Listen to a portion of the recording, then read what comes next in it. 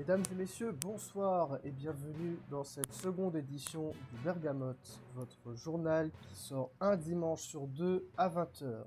Voici les titres de l'actualité. Un affrontement a eu lieu aujourd'hui entre les différents serveurs de Nations Glory.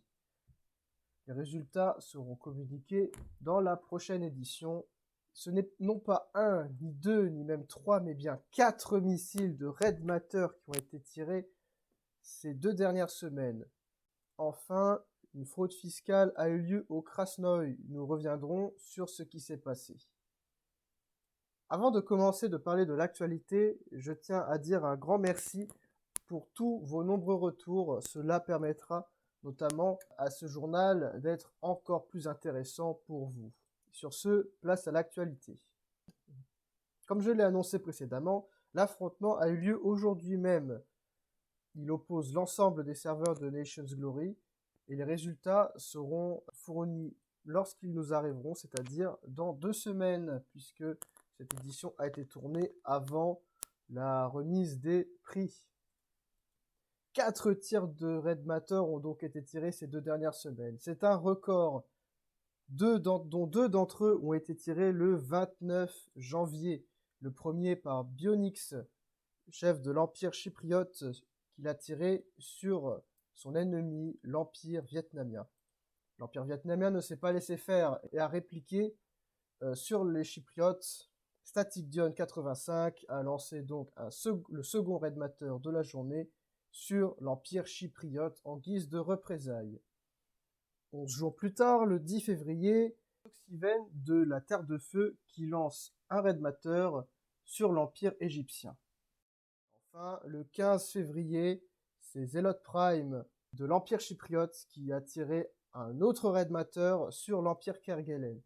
Ça fait donc 4 tirs de Red Matter lancés en 2 semaines. À l'étranger, le Krasnoï, qui a été il y a 2 semaines victime d'une arnaque à l'UNESCO, s'est cette fois-ci retrouvé en position d'accusé par la Cour internationale. En effet, leurs dirigeants, afin d'empêcher une perte d'argent colossale suite à une défaite de guerre, a blanchi tout son argent en créant une entreprise factice de banque pour le stocker. Ceci est bien évidemment considéré comme de l'anti-jeu. Les victimes de l'Empire bolivien ont alors fait une plainte. Les 2 accusés ont alors été déclarés coupables par la Commission internationale et devront verser un total de 100 000 $ de remboursement à l'Empire bolivien. Ce qui a été fait est un exemple d'anti-jeu. C'est bien évidemment considéré comme illégal et s'il n'y a pas de définition de l'anti-jeu, faites preuve de bon sens. Cela ne vous rapportera que des ennuis et fera perdre du temps à tout le monde et vous risquez jusqu'à 2 heures de prison. Et pour en avoir déjà fait une fois pour un anti-jeu similaire, je peux vous dire que ce n'est pas très plaisant. Il est chef d'une des plus grandes puissances du serveur Lime, builder. Il a construit la merveille du Lime notamment. Il est aussi guide et avocat. C'est avec un énorme plaisir qu'on retrouve dans cette édition du Bergamote Blackon. Bonsoir Blackon. Bonsoir à toi et merci pour l'invitation. De rien. Donc tu es beaucoup de choses dans le serveur. Tu as beaucoup de... Tu gères énormément de choses. Tu es notamment builder et guide. Quel est ton parcours pour arriver à tout ça sur Nations Glory? Ah, c'est vaste hein, parce que moi clairement tu vois, j'ai commencé enfin j'ai découvert plutôt NG en 2013 donc à sa sortie au tout début. Sauf que le serveur Blue à de l'époque m'intéressait pas forcément j'ai attendu. 2014 le Yellow est sorti, j'ai commencé à y jouer, j'y ai joué pendant pas mal d'années. Puis au bout d'autant de temps, tu vois, j'ai fait une pause. Je Oui. suis revenu plus tard sur le Yellow, voir les dates, hein, c'est compliqué, mais bon, tu vois, ça se chiffre en années, hein. Je suis revenu sur le Yellow, j'y ai joué, je suis remonté dans le staff, parce que même encore avant, j'avais déjà fait Modo Plus. Donc là, je suis retourné dans le staff, j'ai refait Modo Plus sur le Yellow, puis j'ai quitté le Yellow parce que ça me plaisait plus au niveau du staff et tout ça. Et ensuite, je suis venu là sur le Lime. Faire ma petite vie tranquille au tout début d'ailleurs, sans rien demander dans le staff ni quoi que ce soit, je cherchais pas de grade ou quoi.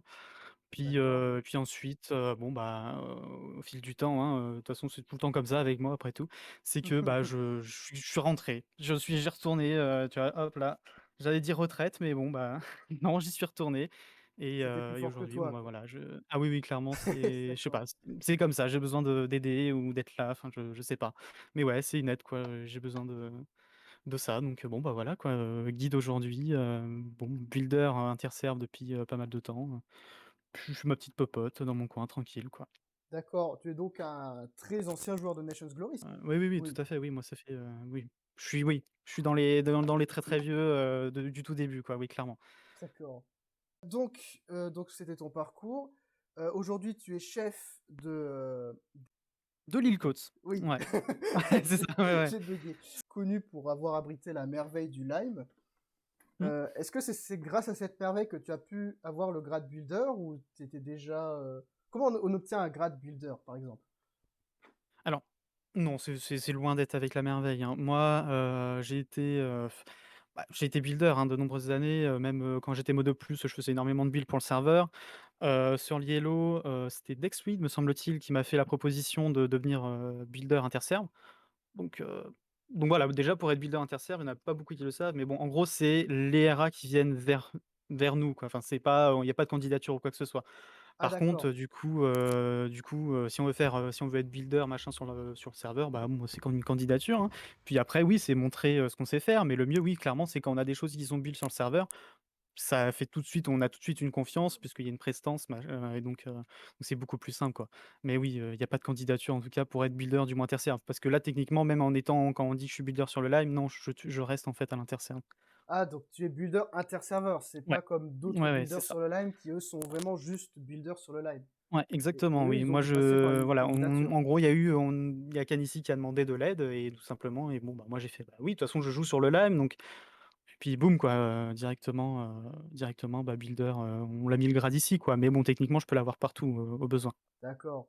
Oui, c'est parce que tu étais connu déjà du staff, aussi pour ça. Eh bien, oui, oui, bah, ça, c'est oui, oui, c'est sûr, hein. De toute façon, même, bah, Canissi et moi, sommes du Yellow tous les 2. On a fait notre parcours sur le Yellow, depuis pas mal de temps. Donc oui, clairement, on se connaissait déjà, il savait déjà comment je buildais et tout ça, donc ça aide forcément. D'accord. Et si par exemple, si imaginons moi par exemple, je souhaiterais ou n'importe qui souhaiterait avoir le poste de builder, souhaiterait avoir le grade de builder. Comment il doit s'y prendre? Est-ce que c'est compliqué, par exemple? Est-ce qu'il faut savoir tout build, être un très bon builder ou Mmh. quelqu'un de normal pourrait le faire aussi?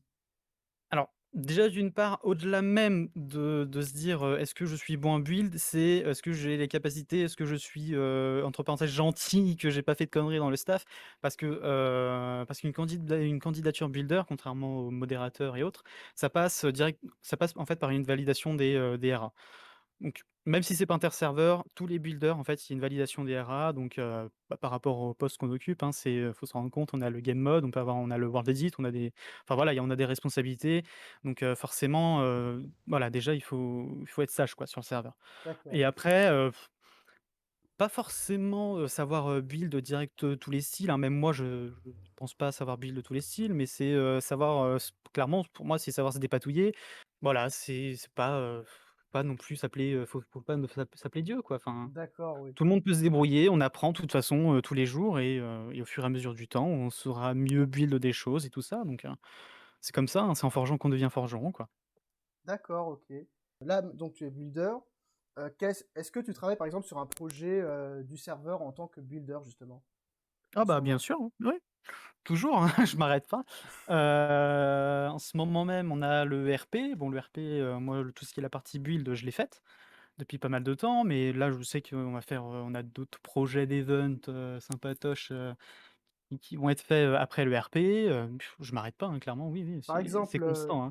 il y a 2 semaines, je parlais de l'événement Invasion. Mmh. J'avais montré par exemple l'arène où se déroulait l'invasion. Ça Ouais. par exemple, c'est toi ou d'autres builders qui l'ont designé? Alors celui-là, c'est les collègues. Il me semble, c'est Orion principalement qui l'a faite cette map, avec, ZX. Ils ont collaboré, ouais, tous les 2 là-dessus.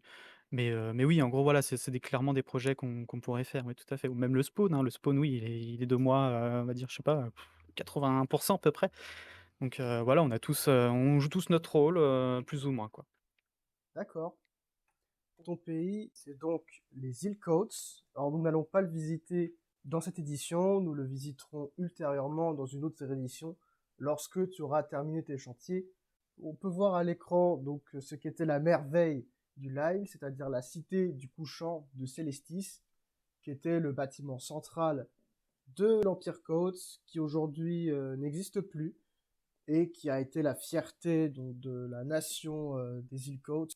Ensuite, ici on peut voir l'Oratoire du Couchant, qui est un second UNESCO, qui est un lieu de culte. Là, on peut voir donc le château impérial du Couchant, qui, comme son nom l'indique, était un château destiné à l'empereur du pays. Et enfin, voici la tour noire, qui est le seul rescapé de ces UNESCO, qui est en l'occurrence une tour inspirée du Seigneur des Anneaux, particulièrement de l'Isengard, et qui rend un aspect bien ténébreux, bien sombre à ce bâtiment, qui est magnifique comme tous les autres, bien évidemment. Donc, tu as construit de nombreux UNESCO dans l'Empire Coates, ou maintenant les Oh, îles très Coates, nombreux. dont une merveille, la cité du couchant.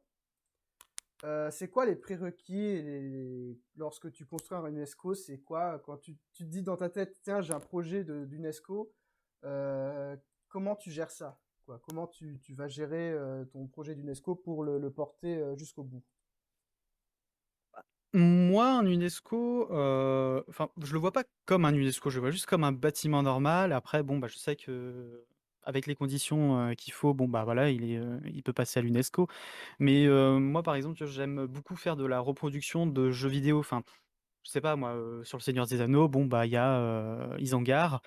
J'aimerais bien, tu vois, boum, bah, d'ailleurs, ce qui a été fait à peu près, reprendre, le thème et le retravailler le bâtiment et puis, en faire un à ma sauce et puis, tu vois, c'est comme ça, en fait, que j'aime bien construire aussi les UNESCO. Mais je me dis pas: «Non, je vais faire un UNESCO». C'est juste, «Tiens, j'ai une idée, il y a ce bâtiment-là, il m'intéresse, je vais reprendre l'idée du bâtiment, je le travaille et puis, bon, bah, s'il peut passer UNESCO, bah, très bien, quoi». D'accord, donc par exemple, tu dis pour, je sais pas, la tour sombre, tu t'es dit, tiens, j'ai envie de faire quelque chose qui ressemble à l'Isengard, Mmh. et je me lance et on verra ce que ça donne. En gros, c'est ça, C'est quoi. ça. Ouais, ouais, tout à fait. Moi, je me fixe pas l'objectif de, «Bon, ça, je dois le passer UNESCO». Non, non, ça vient juste comme ça, au fur et à mesure, en se disant: «Bon, bah, voilà, le bâtiment, en fait, il est assez grand, il est assez imposant, bah, il peut passer UNESCO, quoi» et puis, boum, directement, hein. Puis on fait la demande, on fait le RP autour de ça et puis let's go. D'accord. Est-ce que c'est très difficile de faire un UNESCO? Est-ce que ça te demande beaucoup de moyens? Est-ce que ça demande beaucoup de temps? Enfin, combien de temps il faut? Qu'est-ce qu'il faut concrètement pour faire un UNESCO? Déjà, enfin, pour moi, forcément, clairement, faire un UNESCO, pour moi, c'est super simple. Genre vraiment, je les ponds, hein, vrai, voilà, je l'ai fait comme ça, les UNESCO, ouais, ça va en faire rager des gens, ça, je sais que Ça, oui. mais pour moi, voilà, c'est super simple, enfin, je sais pas, c'est comme ça. Après bon, en même Oui, t'as un temps, talent sans doute. voilà, c'est ça, enfin, Voilà, un certain talent forcément, là-dedans. des UNESCO, j'en ai fait, des billes, j'en ai fait, donc forcément, pour moi, c'est très simple. Clairement, le plus compliqué, c'est le travail, bah, in-game, parce qu'aujourd'hui, par exemple, on nous demande de reboucher chaque, centimètre carré, machin, pour pas qu'il y ait, des crevasses, des ceci, des machins. Donc tout le terrafo qu'on fait, faut reboucher en dessous, c'est ça, en fait, qui prend clairement le plus de temps. C'est la pose Heu, in-game, quoi. C'est poser ouais, le ouais, ouais. schématique dans le C'est pas jeu. après, c'est même pas juste poser le bâtiment, parce que le bâtiment, moi, j'arrive très facilement à le faire. C'est vraiment, tu vois, c'est reboucher le sous-sol, reboucher, les entremurs, et puis surtout aussi que je déteste faire, moi, c'est les intérieurs. S'il y a des intérieurs à faire, c'est Ah! c'est insupportable, c'est quelque chose vraiment, surtout là dans le style où je suis parti en ce moment, enfin faire des intérieurs d'appartements, quoi, enfin ça va de 2, mais à un moment, c'est casse-pied, quoi. Ouais, Mais je comprends.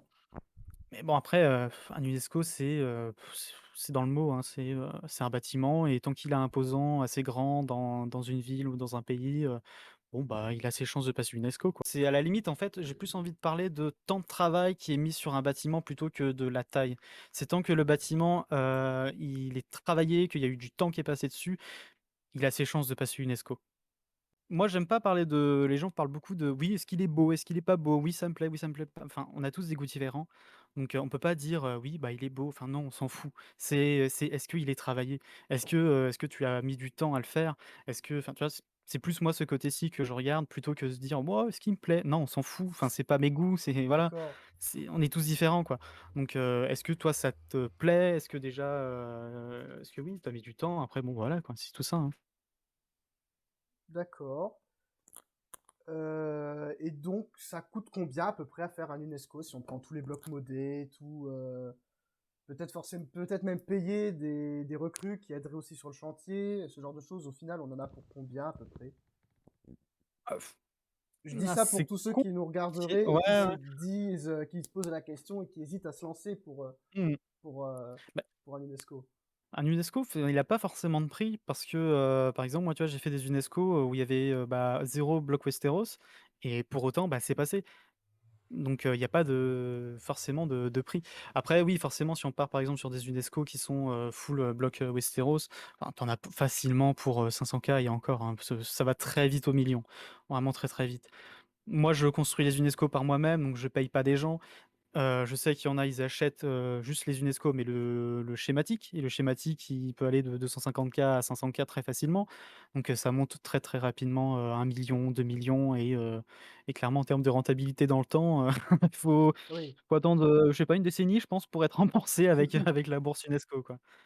Ah, c'est plus, je pense, pour bah, l'aspect impressionnant, majestueux, Oui, bien la sûr, prestance du c'est un bâtiment objectif, c'est un objectif aussi sur NG, c'est hein, plus un objectif. mmh Je sais que nous, par exemple, on n'avait pas, on n'avait pas trop regardé à la dépense. C'est plus la main-d'œuvre qui nous avait posé problème. Nous, je sais pas si tu oui, as, si t'as ce souci-là.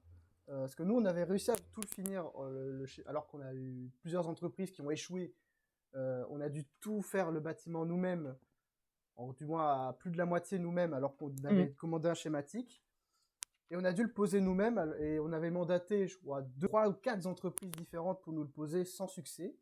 Ah, ils se sont Euh, pendus, hein. ouais, je pense que. Est-ce que tu as ce problème-là aussi de main-d'œuvre? Parce que est-ce que tu arrives à tout gérer, le côté build, enfin le côté build du serveur, tes propres projets dans l'île côte? Est-ce que tu arrives à gérer tout ça tout seul? C'est très compliqué, d'avoir de la main-d'œuvre, d'avoir des gens qui sont présents. Encore heureux que moi j'ai Zelfir qui m'aide quand même pas mal, hein, sur les UNESCO, heu, qui est là quoi, mais il n'est pas payé. Il fait ça pour, parce que, bah, il fait partie Bénévolement? du pays. Donc voilà, il y a même pas besoin de payer ou quoi que ce soit, mais après de toute façon, je pense qu'on fait partie d'un pays, qu'on est tous là, enfin, il y a pas besoin de payer. Après les entreprises, bon, bah, c'est un peu compliqué apparemment d'avoir des gens fiables, donc voilà, mais non, nous, on les fait pratiquement à 2, hein, nos UNESCO, donc non, voilà, je me dépatouille tout seul, il y a pas besoin forcément de main-d'œuvre extérieure, quoi. J'aimerais, hein, qu'il y en ait, hein, j'aimerais vraiment beaucoup, mais malheureusement, en fait, c'est pas que je veux pas payer des gens, c'est qu'il y a personne à payer et il y a personne qui souhaite vraiment, se lancer dans des projets comme ça Et et surtout aider, qu'un quoi. UNESCO, c'est énorme comme projet. Bah, je pense surtout qu'un UNESCO, c'est un projet de pays et donc en fait, il faut avoir, l'envie de faire ce projet et les gens qui sont extérieurs, je pense que l'envie, bah, ils descend très vite, hein, même si l'argent, ça fait plaisir. Ils descendent très vite et donc ils sont démotivés, quoi. Alors que si c'est vraiment le pays qui le fait, bon, bah, là, on sait que c'est pour son pays, ceci, cela, donc c'est beaucoup plus facile d'avoir des gens à la limite, internes que externes. D'accord. Merci pour d'avoir répondu à toutes ces questions et d'être venu sur notre plateau du Bergamote. Bah, tout plaisir était pour moi, hein, ça fait vraiment plaisir en tout cas. C'est la fin de cette édition. Merci de nous avoir suivis jusqu'au bout. On se retrouve dans 2 semaines pour la prochaine édition du Bergamote. Bonne soirée à toutes et à tous.